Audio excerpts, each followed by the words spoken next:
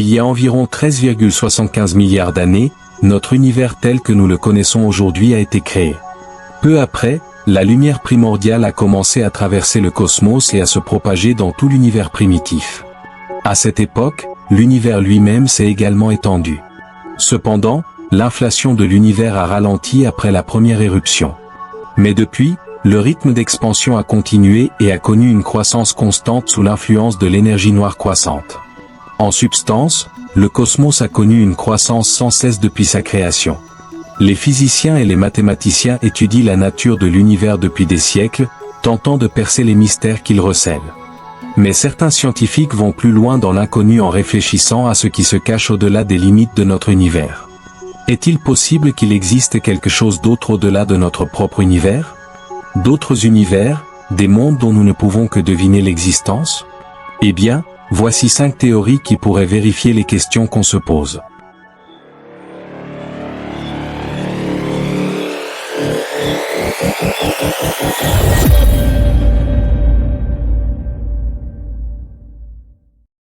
Le volume Hubble. La notion d'extérieur de l'univers est très complexe, car il faut d'abord définir l'univers plus précisément. Une formulation courante, plus juste, est celle de l'univers observable, où la vitesse de la lumière joue un rôle majeur. Puisque nous ne pouvons voir les choses que lorsque la lumière qu'elle laisse passer ou qu'elle reflète nous parvient, nous ne pouvons jamais voir au-delà de la plus grande distance que la lumière peut parcourir. Depuis que l'univers existe, les cosmologistes estiment que les plus anciens photons observables ont parcouru une distance de 45 à 47 milliards d'années-lumière depuis le Big Bang. Cela signifie que l'univers observable mesure environ 93 milliards d'années-lumière, plus ou moins quelques années-lumière. Ces quelques 93 milliards d'années-lumière contiennent tous les quarks, quasars, étoiles, planètes, nébuleuses, trous noirs, jamais enregistrés par un télescope, et tout ce que nous pourrions observer mais que nous n'avons pas encore vu. Or, l'univers observable ne contient que la lumière qui a eu le temps de nous atteindre. Cela signifie également qu'il ne cesse de s'agrandir. Cependant, l'univers est également fini. Cette quantité limitée est aussi appelée volume de Hubble, du nom du télescope qui nous a offert les vues les plus lointaines de l'univers jusqu'à présent.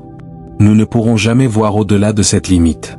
C'est donc pratiquement le seul univers avec lequel nous pouvons interagir. Cependant, nous savons avec une probabilité proche de la certitude qu'il existe davantage d'univers au-delà de cette limite. Les astronomes pensent que l'espace, invisible pour nous, pourrait aussi être infini, avec de la matière, de l'énergie, des galaxies, etc., distribuées à peu près exactement comme dans l'univers observable.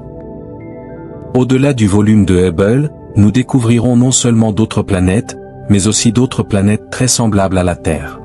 En allant suffisamment loin, nous découvrirons un autre système solaire avec une Terre identique en tout point. Où vous avez mangé des céréales au petit déjeuner ce matin au lieu d'eux. Et un autre monde où vous avez sauté le petit déjeuner. Et un autre encore où vous vous êtes levé le matin pour braquer une banque. En fait, les cosmologistes pensent qu'en allant suffisamment loin au-delà des limites de l'univers, on trouve un autre volume de Hubble, parfaitement identique au nôtre. Et dans ces autres volumes de Hubble, il existe une autre version de vous-même, reflétant chacune de vos actions possibles. Cela peut paraître improbable, mais l'infinité de l'univers est très difficile à imaginer, car elle dépasse tout simplement l'imagination humaine. Pour expliquer cela, selon la théorie de la relativité, les objets proches ne peuvent se déplacer l'un contre l'autre à une vitesse supérieure à celle de la lumière. En revanche, cette loi n'existe pas pour les objets extrêmement éloignés lorsque l'espace qui les sépare s'agrandit.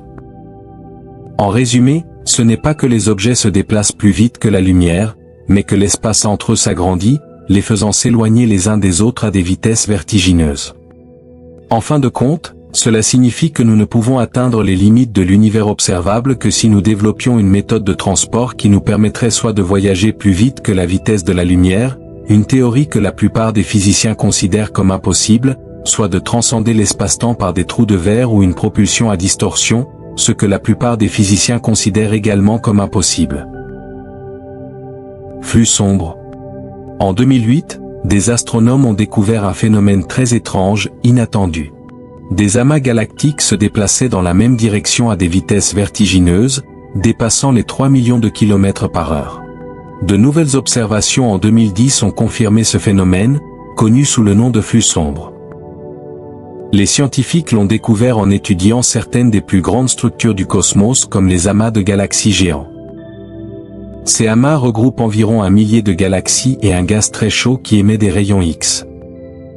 En observant l'interaction des rayons X avec le rayonnement cosmologique micro-ondes CMB, issu du Big Bang, les scientifiques peuvent étudier le mouvement des amas de galaxies. Les rayons X diffusent les photons dans le CMB et en modifient la température.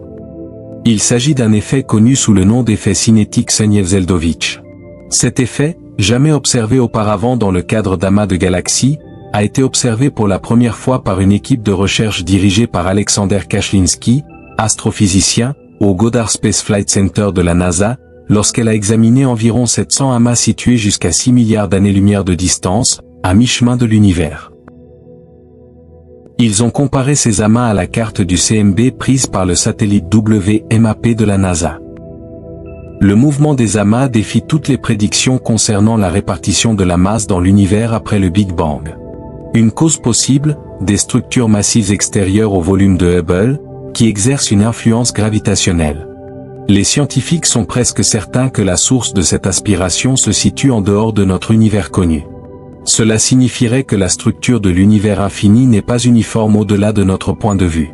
Quant aux structures elles-mêmes, elles pourraient être de tout type, depuis des accumulations de matière et d'énergie à des échelles presque inimaginables jusqu'à d'étranges lignes de failles conduisant les forces gravitationnelles d'autres univers. Bulles infinies. En parlant de choses extérieures au volume de Hubble, cela peut être trompeur, car il s'agit toujours du même univers, dont seule une partie est invisible. Les mêmes lois et constantes physiques s'appliquent. Dans une autre version, l'expansion de l'univers après le Big Bang a entraîné la formation de bulles dans la structure de l'espace. Chaque bulle a cessé de se dilater avec le reste de l'espace et a formé son propre univers, avec ses propres lois et constantes physiques. Dans ce scénario, l'espace est infini et chaque bulle est également infinie, car une seule infinité peut contenir une infinité d'infinis. Même si l'on parvenait à franchir la limite d'une bulle, l'espace entre les bulles continuerait de s'élargir, de sorte que l'on n'atteindrait jamais la bulle suivante, quelle que soit la vitesse à laquelle on se déplace. Trou noir. Une théorie proposée par le physicien Lee Smolin, connue sous le nom de théorie des univers fertiles, stipule que chaque trou noir dans notre univers entraîne la création d'un nouvel univers. Chaque univers aura des lois physiques légèrement différentes du précédent. Smolin suggère ainsi une sorte de sélection naturelle des univers. Puisque les lois et les conditions physiques qui conduisent à la formation fréquente de trous noirs sont également à l'origine de la formation d'autres univers, les univers qui ne forment pas de trous noirs s'éteignent. Après, cette théorie a depuis été réfutée par Smolin lui-même et d'autres. Une infinité d'univers parallèles. Il existe d'innombrables théories sur les univers parallèles, mais la théorie la plus valable aujourd'hui repose sur un développement plus poussé des idées de la théorie des cordes. Celle-ci implique des membranes oscillant dans d'autres directions.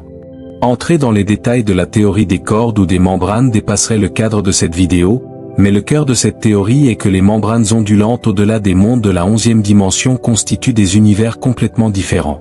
Et lorsque ces ondulations entrent en collision, un nouvel univers se forme.